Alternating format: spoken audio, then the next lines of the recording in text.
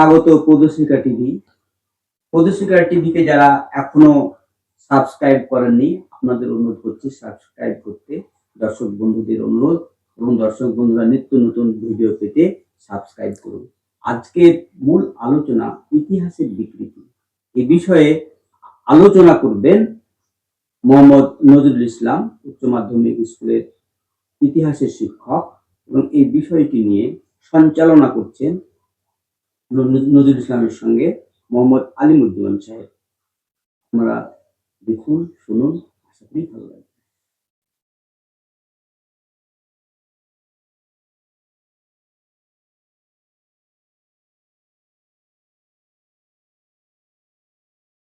আজকের যে আলোচনা, সে আলোচনায় আমরা পেয়েছি ইতিহাসের শিক্ষক এবং তিনি উচ্চ মাধ্যমিক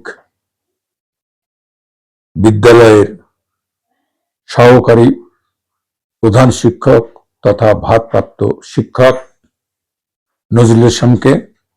তিনি মুর্শিদাবাদ ইতিহাস চর্চা কেন্দ্রের বিগত দিনে কয়েক বছর সম্পাদকের দায়িত্ব পালন করেছেন এবং তার ইতিহাস সম্পর্কে আমরা ইতিপূর্বে অনেক গবেষণালব্ধ প্রবন্ধ পড়েছি বা আমাদের পড়ার সুযোগ হয়েছে।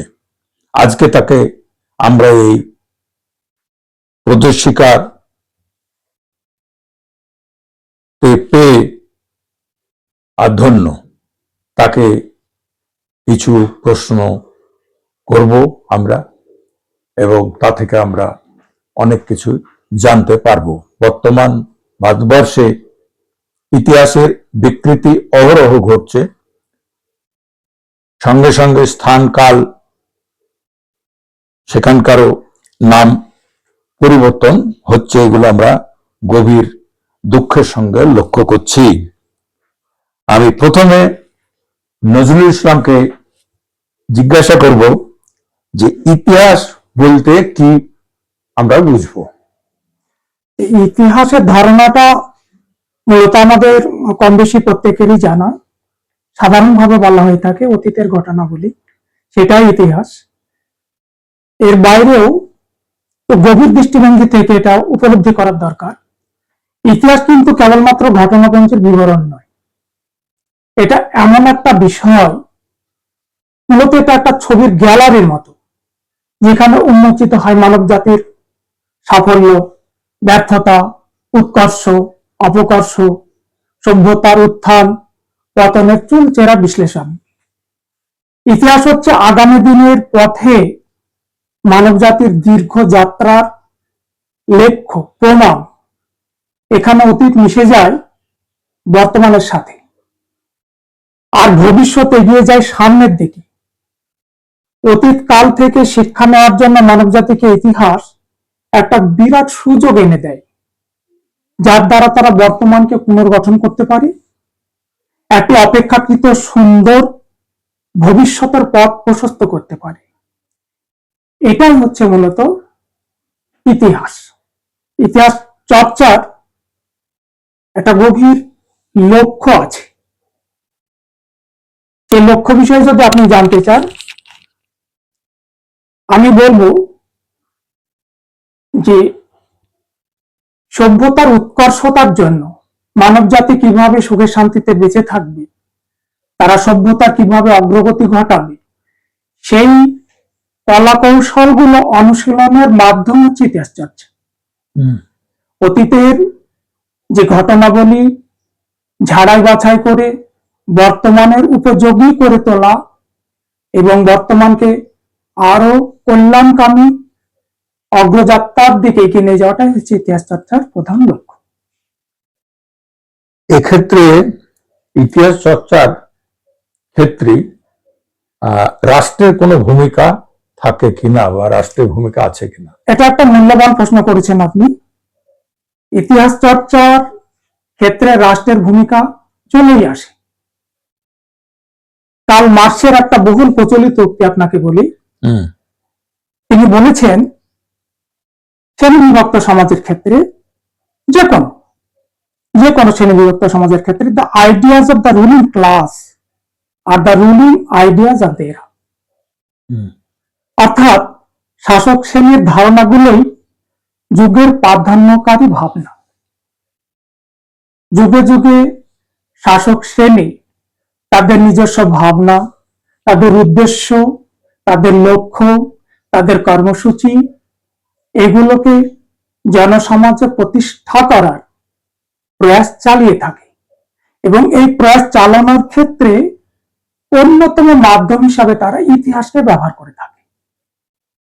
এ প্রসঙ্গে আপনাকে আর একটা কথা বলি, কার্ল মার্ক্সেরই যোগ্য শিষ্য বলা যেতে পারে, গ্রামসি।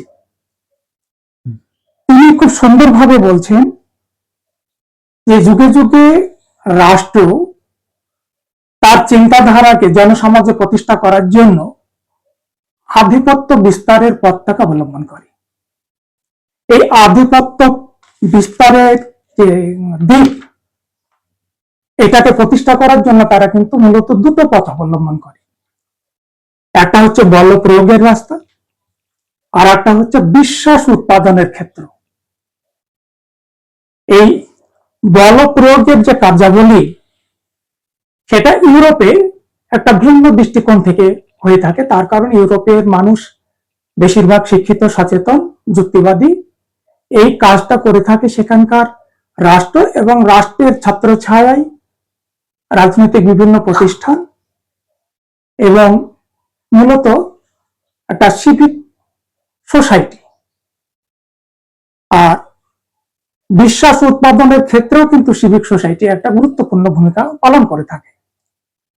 কিন্তু আমাদের ভারতীয় উপমহাদেশে বিষয়টা একটু ভিন্ন।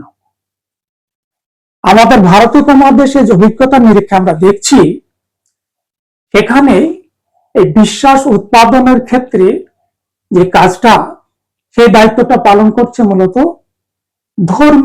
ধর্মাশ্রিত রাজনীতি, ধর্মীয় ভাবনা এবং ধর্মাশ্রিত রাজনীতির সঙ্গে রাষ্ট্রীয় ভাবনার একটা মেলবন্ধন। যেহেতু আমাদের ভারতবর্ষের মানুষ, বেশিরভাগ মানুষ ধর্ম অভিমুখী, তারা ধর্মীয়, তাদের মধ্যে সেন্টিমেন্ট, ধর্মীয় চেতনা বা আধ্যাত্মিক চেতনা যাই বলে না কেন, এটাকে কেন্দ্র করে তাদের জীবন অতিবাহিত থাকে। ফলে এই ধর্মান্ধতার বা ধর্মীয় সেন্টিমেন্ট সামনে রেখে ইতিহাসকে তার একটা নিজস্ব ছকে উপস্থাপন করতে চায়। এটা আমাদের একটা দুর্ভাগ্যের দিকে বলা যেতে পারে। আচ্ছা, ভারতবর্ষে বিভিন্ন দল বিভিন্ন সময়ে শাসন ক্ষমতায় এসছে, একই মনোভাবের নয়, তারা একই মতবাদের নয়। তো যখন যে দল এসেছে বা শাসক এসছে, তাহলে তার মতো করে ইতিহাসকে বিকৃত করেছে বা তাদের মতো করে ইতিহাসকে গড়ে তুলেছে, এটা কি সত্যি? হ্যাঁ, এটা তো আমি কিছুক্ষণ আগেই বললাম যে রাষ্ট্রীয় ভাবনার সঙ্গে ইতিহাস চর্চার একটা গভীর মেলবন্ধন। আমাদের ভারতবর্ষের ক্ষেত্রে আপনি যে কথাটা বললেন, এটা মূলত সূচনা হয়েছে ভারতবর্ষের ব্রিটিশদের আগমনের পর থেকেই। আপনি আমাদের নবাবী আমলের ইতিহাস চর্চার ক্ষেত্রে গুরুত্বপূর্ণ ভূমিকা পালন করেছেন ডক্টর সুশীল চৌধুরী সহ আরো অনেক ঐতিহাসিক। নিঃসন্দেহে আপনি সুশীল চৌধুরীর লেখা অনেক গ্রন্থ পড়েছেন, প্রবন্ধ পড়েছেন। আমরাও তাকে আমাদের ইতিহাস চর্চা কেন্দ্রের সেমিনারে তাকে এনেছিলাম। তিনি কিন্তু একথা পরিষ্কার বলছেন যে আমাদের ভারতবর্ষে যে সাম্প্রদায়িক যে ভেদাভেদ বা ইতিহাস বিকৃত করে সাম্প্রদায়িক রাজনীতির যে অনুশীলন, সেটা কিন্তু মূলত তার আগে ছিল না, যেটা ব্রিটিশ সরকার আমাদের ভারতবর্ষে ডিভাইড অ্যান্ড রুল পলিসিকে কার্যকরী করার জন্য তারা কিন্তু এই পথটাকে বেছে নিয়েছে। আপনি এক্ষেত্রে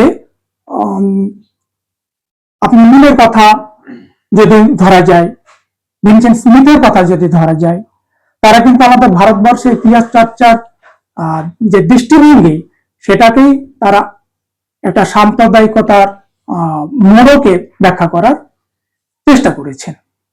এটা নির্নাম হলো, কিন্তু এটা সত্য যে ব্রিটিশ শাসন আমল থেকেই আমাদের ভারতবর্ষে সাম্প্রদায়িক যে মেরুকরণ এবং সেই ইতিহাসের যে বিকৃতি, সেটা ইতিহাস বিকৃতি শুরু হয়েছে তার। অত্যন্ত নগ্ন ভাবে তারা এটা করেছেন। এই ইতিহাস বিকৃতির প্রধান উদ্দেশ্যটা কি? এটা অত্যন্ত মূল্যবান প্রশ্ন। ইতিহাস বিকৃতির প্রয়োজনটা কেন হলো? দেখুন, তাহলে ব্রিটিশদের কথাটাই বলি। ব্রিটিশদের প্রয়োজন ছিল যে ভারতবর্ষে তাদের ঔপনিবেশিক যে শাসন বলবৎ করার জন্য এবং এটাকে প্রতিষ্ঠা করার জন্য একটা সহায়ক গোষ্ঠীর প্রয়োজন। এই সেই সহায়ক গোষ্ঠীর প্রয়োজনীয়তা থেকে তারা ইতিহাসটাকে তারা একটা নিজস্ব ছকে ব্যাখ্যা করার চেষ্টা করলেন। প্রথমেই ভারতবর্ষের ইতিহাস যুগ বিভাজনটাকে তারা তাদের নিজস্ব ছকে করলেন। প্রাচীন যুগ, মধ্যযুগ এবং তথাকথিত আধুনিক যুগ। প্রাচীন যুগটাকে তারা বলছেন হিন্দু যুগ, মধ্যযুগটাকে বলছে তারা ইসলামিক যুগ বা মুসলমান যুগ, আধুনিক যুগটাকে তারা কিন্তু খ্রিস্টান যুগ বলছেন না। এইখানেই একটা বড় প্রশ্ন দেখা দিচ্ছে যে এই ধরনের যুগ বিভাজনের প্রয়োজনটা কেন হলো। ভিনসেন্ট স্মিথ তারা যে কথাটা প্রমাণ করতে চাইলেন, তারা বলতে চাইছেন যে প্রাচীন ভারতবর্ষ শিক্ষা, দীক্ষা, জ্ঞানে, গরিমায় অনেক অনেক উন্নত ছিল। উৎকর্ষতার একটা অত্যন্ত সমৃদ্ধ জায়গা প্রাচীন ভারতবর্ষ ছিল এবং সেই সময়ে ভারতবর্ষের শাসক শ্রেণী ছিলেন হিন্দুরা। এবার মধ্যযুগ তাকে তারা দেখছে ভারতবর্ষে মুসলিমদের শাসন আমল শুরু হওয়ার সময়কাল থেকে, মুঘলদের আগে থেকেই তারা ধরছে, সুলতানি আমল থেকে মূলত। তারা এই যুগটাকে বলছেন অন্ধকারময় যুগ, মধ্যযুগ। তার কারণটা তারা এইভাবে ব্যাখ্যা করছেন যে ভারতবর্ষে মুসলিমরা আসলো তার আক্রমণকারী হিসাবে, এবং প্রাচীন ভারতবর্ষের যে অতীত গৌরব, স্থিতিশীলতা, আরো উৎকর্ষতার বিভিন্ন দিক তারা ভেঙে এটাকে একটা মানে চূড়ান্ত পতনের দিকে নিয়ে গেল। এবং ভারতীয় মুসলমানদের তাদের দেখাচ্ছে তারা আক্রমণকারী। একটা শব্দ তারা নিপুণ দক্ষতায় বারবার ব্যবহার করেছে, মুসলিম শাসক মানে অত্যাচারী, মুসলিম শাসক মানে জোরপূর্বক ভারতবর্ষে ধর্মান্তরকারী, মুসলিম শাসক মানে মন্দির ধ্বংসকারী। অর্থাৎ তাদের মধ্যে সভ্যতা নেই, তাদের মধ্যে মানবিকতা বোধ নেই, তাদের মধ্যে শিক্ষা দীক্ষা নেই। এখন ভারতবর্ষে ব্রিটিশরা এসেছে, সামনে রাখছে ঔপনিবেশিক আধুনিকীকরণ তত্ত্বকে। এই ঔপনিবেশিক আধুনিকীকরণ তত্ত্বর বিষয়টাকে, অর্থাৎ ভারতবর্ষে ব্রিটিশদের আগমন এবং সাম্রাজ্য প্রতিষ্ঠা, এটাকে তার ঈশ্বরের আশীর্বাদ হিসাবে দেখছে। কেন? তারা বহুল প্রয়োজন পূরণের জন্য ভারতবর্ষে এসেছে। কেন? তাদের আগমনে এই যে মুসলিম শাসনের অবসান হচ্ছে, অর্থাৎ অন্ধকারময় যুগ বা তথাকথিত মধ্যযুগের অবসান ঘটছে, ভারতবর্ষে ব্রিটিশদের ছোঁয়াতে আধুনিকতার আধুনিক যুগের সূচনা হচ্ছে। অর্থাৎ ব্রিটিশরা ভারতবর্ষে এসেছে ইউরোপীয় নবজাগরণ, প্রসূত ধ্যান ধারণা, বিজ্ঞান চেতনা, ভারতীয়দের লেখাপড়া শিখিয়ে, বিজ্ঞান গবেষণায় অংশগ্রহণ করিয়ে আমাদের ভারতবর্ষে তারা আধুনিক যুগের সূচনা করছে। এই ক্ষেত্রে তারা এক ঢিলে তিনটে পাখি মেরেছে। কিরকম? প্রথম কথা হচ্ছে যে ভারতবর্ষে ব্রিটিশ যে শাসন ব্যবস্থাকে একটা বৈধকরণ বা প্রয়োজনীয়তার বিষয়টাকে প্রতিষ্ঠা করছে। দ্বিতীয় কথা হচ্ছে ভারতবর্ষের যে হিন্দু সেন্টিমেন্ট, এই হিন্দু সেন্টিমেন্টটাকে জাগিয়ে তাদের ব্রিটিশদের অনুকূলে নিয়ে আসার চেষ্টা করছে এবং এক্ষেত্রে তারা অনেকটা সফল হয়েছে। আপনি নিঃসন্দেহে জানেন যে কোম্পানির শাসনের বিরুদ্ধে ভারতবর্ষের নিম্ন স্তরের মানুষ, আদিবাসী, একদম প্রান্তিক সমাজের মানুষ, কৃষক শ্রেণীর মানুষ, তারা অসংখ্য বিদ্রোহ করেছে। কিন্তু ভারতবর্ষের এলিট গোষ্ঠী, যদিও সে এলিট গোষ্ঠী খুব সীমিত, তারা কিন্তু ব্রিটিশদের বিরুদ্ধে অস্ত্র ধারণ করেনি, বরং তারা ব্রিটিশদের পক্ষে পক্ষ অবলম্বন করেছে। যখন ভারতবর্ষে আমাদের মহাবিদ্রোহ চলেছে, নীল বিদ্রোহ চলেছে, তখন আমাদের এখানকার অনেক শিক্ষিত সচেতন মানুষ, এমনকি পত্রপত্রিকা, ব্রিটিশ শাসনের প্রশংসা করেছে এবং ব্রিটিশ শাসনকে ঈশ্বরের আশীর্বাদ হিসাবে তারা দেখেছে। ফলে এক্ষেত্রে ব্রিটিশরা একটা সহায়ক গোষ্ঠী পেয়ে গেল। আর একটা বিষয় হলো যে ভারতবর্ষের একটা শিক্ষিত সচেতন গোষ্ঠীকে মুসলিমদের বিপক্ষে, অর্থাৎ মুসলিম বিরোধী সেন্টিমেন্ট বা মুসলিমদের প্রতি যে একটা বিদ্বেষ ভাব, এই যে একটা অবাঞ্ছিত দৃষ্টিভঙ্গি, এটাকে তারা সযত্নে লালন পালন করতে থাকলো।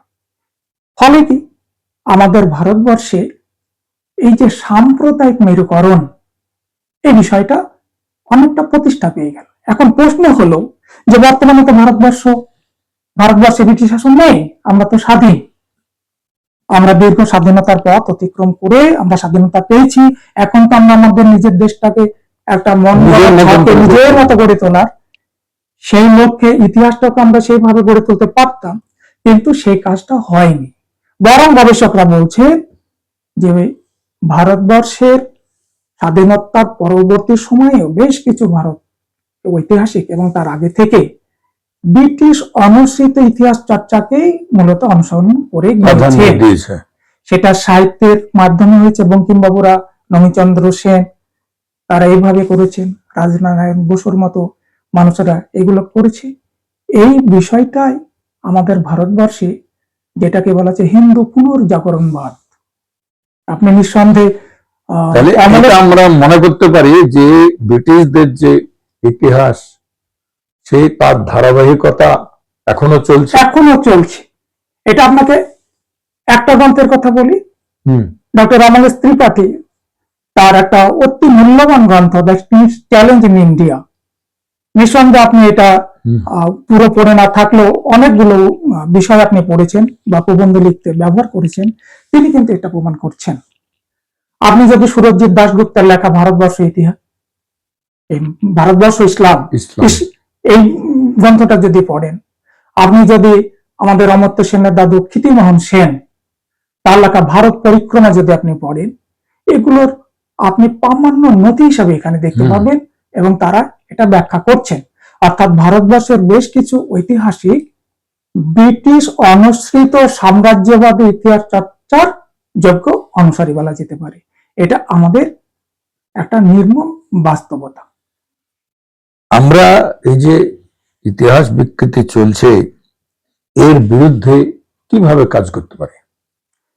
ইতিহাস বিকৃতি যেটা চলছে, সেটার লক্ষ্য উদ্দেশ্যটা আপনাকে প্রথম জানতে হবে। এখন ইতিহাস বিকৃতির প্রয়োজনটা কেন হচ্ছে ভারতে বর্ষে, বিশেষ করে রাজনীতির মাধ্যমে ইতিহাস চলে আসছে অত্যন্ত সহজভাবে। দেখুন, ইতিহাস এমন একটা বিষয় যে ইতিহাসের প্রতি আগ্রহ একটা প্রত্যেকটা শ্রেণীর মানুষের একটা স্বাভাবিক ভাবে থাকে, কিন্তু এটা একটা নির্মম বাস্তবতা যে ইতিহাস হচ্ছে কিন্তু একটা অবহেলিত সাবজেক্ট। আপনি মাধ্যমিক স্তরে দেখুন, উল্লেখযোগ্য যে কয়েকটা সাবজেক্ট আমরা পড়াচ্ছি, আপনারাও পড়িয়েছেন, ইতিহাস হচ্ছে সব থেকে একটা অবহেলিত বিষয়, নেগলেক্টেড সাবজেক্ট, মানে দুয়োরানির মর্যাদায়। আর এইখানে যে ইতিহাসটা পড়ানো হচ্ছে সেটা কিন্তু ভুলে ভরা ইতিহাস। সেটা আমাদের রবীন্দ্রনাথ অত্যন্ত প্রাঞ্জল ভাবে ব্যাখ্যা করেছেন। তার একটা প্রবন্ধটা আপনাকে বলি।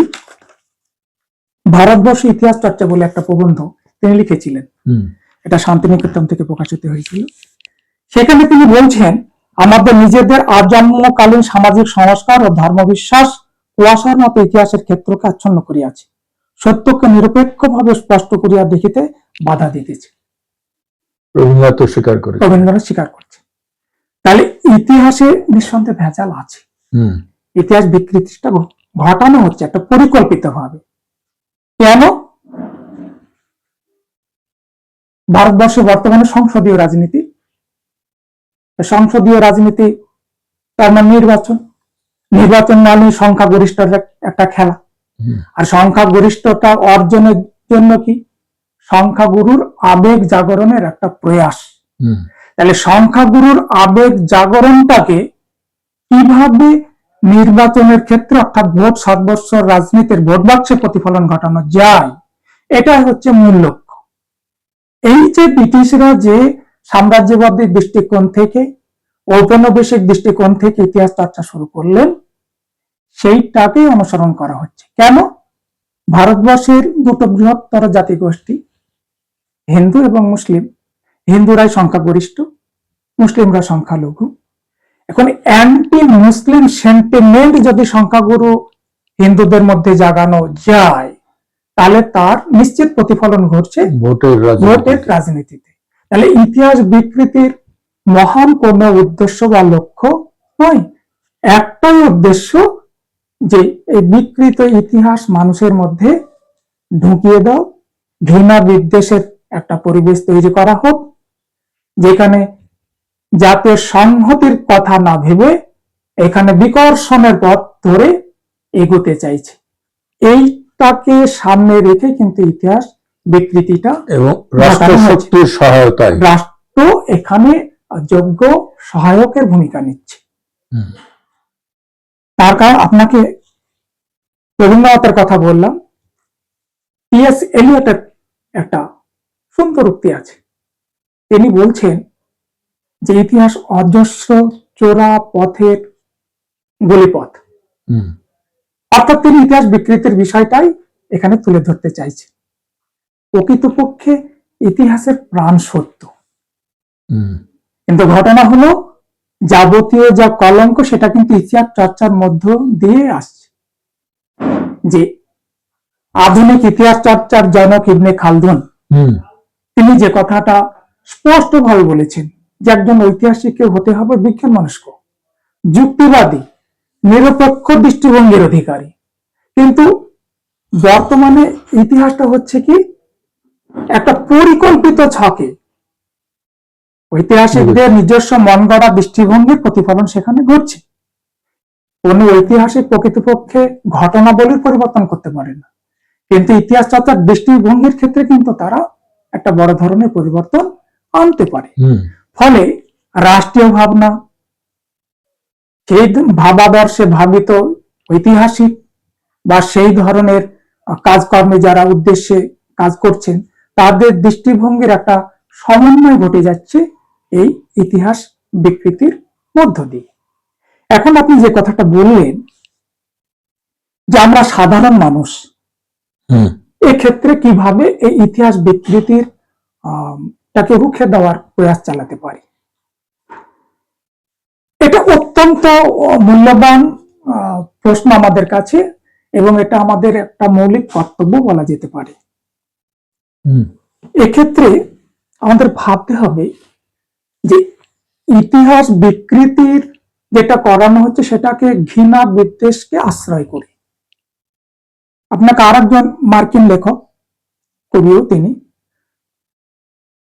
একডেন ন্যাশ বলে একজন বিখ্যাত কবি, তিনি তার একটা কবিতার লাইনে বলছেন যে স্কুল পড়ুয়া, তার বঙ্গনাট্য আমি বলছি, স্কুল পড়ুয়া যে কোনো শিশু পাগলের মতো ভালোবাসতে পারে, হুম, কিন্তু ঘৃণা করাটা সেটা একটা শিল্পকর্ম, এটা শেখাতে হয়।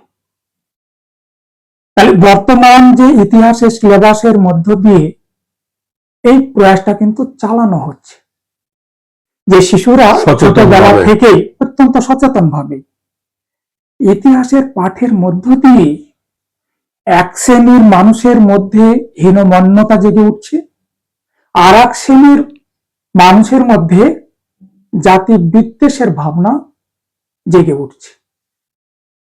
সেটা আরো অন্যান্য বর্তমানে যে সোশ্যাল মিডিয়া এবং রাজনীতির কারবারে সেটা আরো পাকাপোক্তভাবে প্রসার লাভ করছে। এক্ষেত্রে আমরা সাধারণ মানুষ কি করতে পারি? যারা আমরা সীমিত জ্ঞানের অধিকারী, মানবতাবাদী চেতনায় বিশ্বাস রাখি, যারা আমরা দেশাত্মবোধের প্রতি আস্থা রাখি, যারা সমন্বয় ভাবনাকে সামনে রেখে এগোতে চাই, যারা সহাবস্থানের নীতিতে আমরা বিশ্বাস করি, এবং আমাদের যে দেশটাকে আমরা উপলব্ধি করেছি।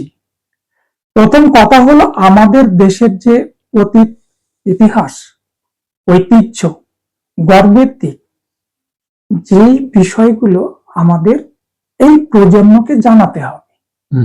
দেখুন, আজকে যেটা আমরা দেখছি ইতিহাস চর্চার মধ্য দিয়ে, আপনার পত্র পত্রিকায়, এমনকি সিনেমা জগতে হিন্দুত্বের উত্তাপটা বেশি অনুভূত হচ্ছে। সবকিছুই বলা হচ্ছে, মানে মূল কথা হচ্ছে হিন্দু, হিন্দি, হিন্দুস্তান, তার বাইরে যেন আর কিছু হয়। অত্যন্ত আক্ষেপ করে অমর্ত্য সেন যাদবপুর বিশ্ববিদ্যালয়ে তিনি একটা লেকচার দিতে গিয়ে বলেছিলেন, যেটা আনন্দবাজারে ধারাবাহিকভাবে দুদিনে 12 হয়েছিল, আমি পড়েছি। তার থেকে আপনাকে একটা স্মৃতি থেকে বলি কথাটা। তিনি অত্যন্ত দুঃখের সঙ্গে বলেছেন, যারা এই পথে হাঁটছে তারা আমাদের ভারতবর্ষটাকে চিনতে পারে, বা চিনলেও তারা চেনার চেষ্টা করছে না। প্রকৃতপক্ষে আমাদের এই যে ভারতবর্ষ, এটা বহুত্ববাদী চেতনার একটা পীঠস্থান। এই যে যারা হিন্দুত্বের কথা বলছেন, তারা কিন্তু ভুলে যাচ্ছেন যে হিন্দু ধর্মের মূল নীতি হলো অহিংসা। অহিংসাই হলো হিন্দু ধর্মের মূল ভিত্তি, মূল চালিকা শক্তি। এই যে আর্য সভ্যতার যে গুণগানের কথা বলা হচ্ছে, শিবাজিকে বর্তমানে যে হিন্দু হৃদয় সম্রাট হিসাবে দেখানোর একটা প্রয়াস চালানো হচ্ছে, কিন্তু প্রকৃত ইতিহাস আমরা যদি দেখি, শিবাজি কিন্তু একজন ধর্মনিরপেক্ষ শাসক। তিনি মোগল বিরুদ্ধে লড়াই করেছেন, তিনি একটা সমান্তরাল শাসন ব্যবস্থা গড়ে তুলেছেন, কিন্তু আমরা ইতিহাসে পাচ্ছি না যে কোথাও তিনি হিন্দুত্ব নীতির অনুসরণ করেছেন। অথচ তাকে তো হিন্দু হিসাবে দেখানো হয়েছে। এটা কিন্তু একটা লক্ষ্য হচ্ছে, এই আমরা ইতিহাসের ছাত্র হিসাবে আমরা নির্মল মানসিকতার অধিকারী হব, আমরা নিরপেক্ষ দৃষ্টিভঙ্গি নিয়ে অগ্রসর হব, আমরা সত্যের পূজারী হয়ে আমরা অগ্রসর হব, আমরা জয়লাভ করব। কেন? আমরা সত্যাশ্রয় ইতিহাসের সন্ধান করছি। কোন রাষ্ট্র চাইলেও ইতিহাস বদলে দিতে পারে না, প্রয়াস চালাতে পারে। কোন ইতিহাস চাইলে যে ইতিহাস বিকৃতি ঘটাতে পারে, কিন্তু সত্যকে, প্রকৃত সত্যকে, সেটাকে একদম মানে চাপা দেওয়া, সেটা হয়তো সম্ভব হবে না। আশার কথা বলি আপনাকে, ইদানিং আমাদের ভারতবর্ষের দেশে এবং আমাদের দেশের অভ্যন্তরে, দেশের বাইরেও এই ইতিহাস চর্চার যে ধারা, তারা কিন্তু যথেষ্ট গুরুত্বপূর্ণ কাজ করছে। ঐতিহাসিক কনিষ্ক চৌধুরী, ডক্টর ইরফান হাবিব, রমিলা থাপার, আয়েশা জালালদের মতো ঐতিহাসিক তার প্রাণ পরে এই প্রয়াসটা চালাচ্ছেন। গৌতম ভদ্র, শাহিদ আমিন এর মতো যারা ঐতিহাসিক, এমনকি কিছু কিছু সংস্থা, যেমন আপনি নিঃসন্দেহে সর্বভারতীয় যে ইতিহাস সংসদ আমাদের পশ্চিমবঙ্গেও প্যারালে সেই সংস্থা গঠিত হয়েছে, তারা কিন্তু এই ভুল ভাঙানোর প্রয়াসটা কিন্তু তারা চালাচ্ছেন। আমি গত বছর কলকাতায় আমাদের পশ্চিমবঙ্গ মধ্য শিক্ষা পর্ষদ এবং পশ্চিমবঙ্গ ইতিহাস সমিতির যৌথ উদ্যোগে ইতিহাসের শিক্ষকদের 222 জন মতো শিক্ষক সেখানে উপস্থিত হয়েছেন একটা কর্মশালায়। বিষয়টা ছিল ইতিহাস কিভাবে পড়বো এবং পড়াবো। আচ্ছা, সেখানে কিন্তু আপনি যে প্রশ্নটা বললেন, এটাই মূলত নিয়ে ঐতিহাসিকরা আলোচনা, কনাথ সিংহ বিখ্যাত ঐতিহাসিক সেখানে উপস্থিত ছিলেন, আরো অনেকেই ছিলেন। প্রয়াসটা আমাদের চালাতে হবে, প্রয়াসটা চালাতে হবে। এই কারণে আমাদের যে দেশটাকে, এই প্রজন্মকে জানাতে হবে যে আমাদের বিভাজন নীতিটা আমাদের সত্যি নয়, বিভাজন নীতিটা আমাদের ভারতবর্ষের কোনো আদর্শও নয়। আমাদের অতীত আদর্শ ঐতিহ্যই হচ্ছে সম্প্রীতি সহাবস্থানের ইতিহাস।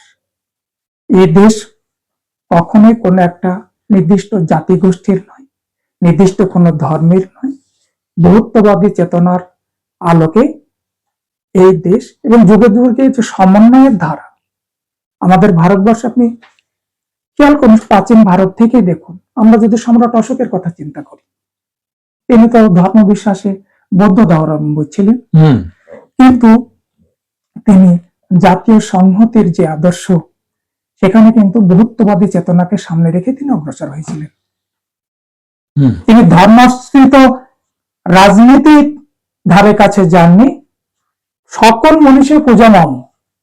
এটা আপনি খেয়াল করুন, সেই প্রাচীন যুগের একজন সম্রাট, তিনি সকল প্রজাকে তার নিজের সন্তান সম ভাবছেন এবং ইতিহাস সাক্ষ্য দিচ্ছে তিনি প্রজাদের কল্যাণের জন্যই তার যাবতীয় কল্যাণকামী কাজ চালিয়ে গিয়েছেন। তিনিও ধর্মনীতিকে অগ্রসর হয়েছেন, কিন্তু সে ধর্ম কোন ধর্ম? মানবতাবাদের ধর্ম। এটা সকলের জীবনের ক্ষেত্রেই প্রযোজ্য।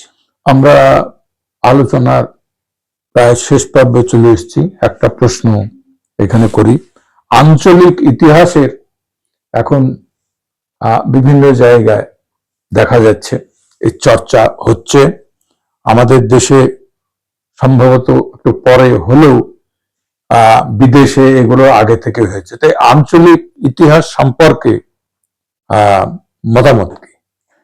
এটা খুব সুন্দর কথা, যে প্রকৃতপক্ষে ইতিহাস চর্চার অনুপম সৌন্দর্য যদি আপনি উপলব্ধি করতে চান, এবং সেটা আমাদের লক্ষ্য হওয়া উচিত, আমাদের ইতিহাস চর্চার মধ্য দিয়ে আমরা কি চাই, বা ইতিহাস চর্চার লক্ষ্যটা কি? ইতিহাস চর্চার মধ্য দিয়ে মানুষ হবে যুক্তিবাদী, মানুষ হবে বিজ্ঞান মনস্ক, মানুষ হবে উদার, মানুষ হবে সমন্বয় চেতনায় বিশ্বাসী।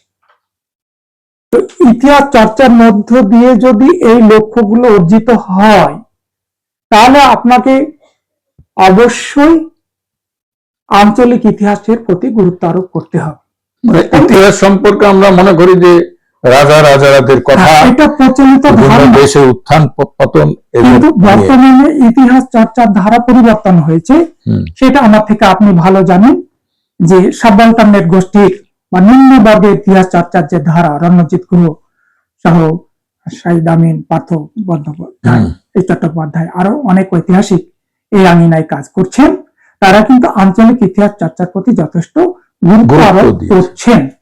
তার কারণ এটা গুরুত্ব আসা দরকার। কারণ ইতিহাস শুধুমাত্র এলিট গোষ্ঠীর রাজা বাদশাহ নবাব এদের ইতিহাস নয়।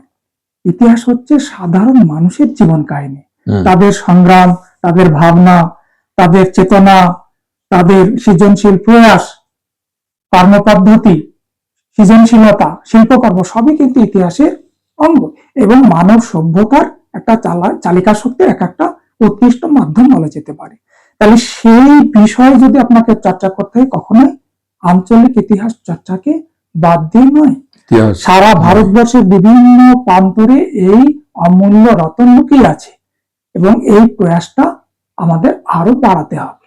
প্রসঙ্গত আপনাকে বলি, জওহরলাল নেহরুর লেখা যে বিখ্যাত গ্রন্থ ডিসকভারি অফ ইন্ডিয়া, নিঃসন্দেহে আপনি পড়েছেন, আমার সংগ্রহে আছে। সেখানে তিনি এক জায়গায় বলছেন যে একসময় তার যখন জাতীয়তাবাদী আন্দোলনের উত্তাল ঢেউ আমাদের ভারতবর্ষে চলছে স্বাধীনতা সংগ্রামের জন্য, ভারত মাতার যে ধারণা, এইটা তখন একটা বহুল প্রচলিত শব্দ। এই ভারত মাতা সম্বন্ধে সাধারণ মানুষের ধারণাটা কি, এইটাকে তিনি উপলব্ধি করার জন্য মহারাষ্ট্রের পুনে জেলার একটা প্রত্যন্ত এলাকায় তিনি একটা সমীক্ষার মতো একটা কাজ চালিয়েছিলেন। সেখানে একটা গ্রামে এরকম চেষ্টা করলেন যে এই গ্রামবাসীদের ভারত মাতা সম্বন্ধে তাদের ধারণাটা কি। তো তাতে যে বিভিন্ন সাধারণ মানুষের সঙ্গে যে জিজ্ঞাসাবাদ করা হয়েছিল, তারা তার উত্তরে বলেছিল, ভারত মাতার অন্য কিছু নয়, এদেশের মাটি, এদেশের জল, এদেশের নদী, এদেশের জঙ্গল, এদেশের ফসল, এদেশের মানুষের জীবন জীবিকা, এদেশের মানুষের চিরাচরিত সংস্কৃতি। তাহলে দেখুন যে ভারত মাতা সেটা তৎকালীন সময় যারা শিক্ষিত, সচেতন, স্বাধীনতা সংগ্রামী, কবি, সাহিত্যিক, লেখক, বুদ্ধিজীবী, রাজনীতিবিদ, তারা একটা নির্দিষ্ট দৃষ্টিকোণ থেকে দেখছেন, কিন্তু সাধারণ মানুষের ধারণাটা কিন্তু আমার মনে হয় আরো গভীর। তাহলে এই যে অমূল্য রত্ন যদি আপনাকে খুঁজে পেতে হয়, তাহলে কিন্তু আপনাকে অবশ্যই আঞ্চলিক ইতিহাস চর্চার প্রতি গুরুত্ব আরোপ করতে হবে এবং সাধারণ মানুষের জীবন কাহিনী, সাধারণ মানুষের যে ইতিহাস বোধ, সাধারণ মানুষের যে কর্মপ্রয়াস, ইতিহাসের মাধ্যমে আপনাকে তুলে ধরতে হবে এবং ইতিহাসের অনুপম সৌন্দর্য, ইতিহাস চর্চার প্রকৃত উদ্দেশ্য, লক্ষ্য, সেই বিষয়টা যদি আমরা আমাদের এই প্রজন্মকে জানাতে পারি, আমরা নিজে যদি অনুশীলন করতে পারি, তবেই আমরা এই বিদ্বেষ, বিষ বাষ্পের চাষ বন্ধ করতে পারবো এবং আমাদের অতীত যে গৌরব, বহুত্ববাদী চেতনার একটা পীঠস্থান, ভারতবর্ষ মানে একটা বিশ্বময় আবেগ, ভারতবর্ষ মানে একটা সম্প্রীতি চেতনার একটা উর্বর ক্ষেত্র, ভারতবর্ষ মানে একটা অহিংসার জায়গা, ভারতবর্ষ মানে সংহতির আদর্শ, ভারতবর্ষ মানে মিলেমিশে থাকার একটা পীঠস্থান।